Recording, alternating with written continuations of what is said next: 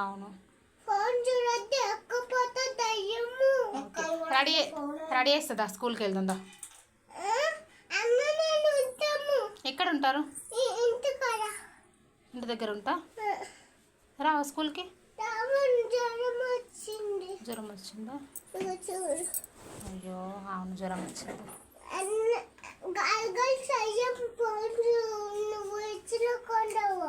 Phone స్కూల్కి ఉండవల్ల కొట్టుకుంటారు. మరి కొట్టుకోము.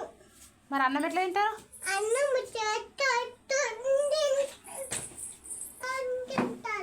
చేతుడు తింటారా? ఇద్దరే ఉంటారు. భయమే కదా మరి మీకు? భయం పెట్టదా మీకు?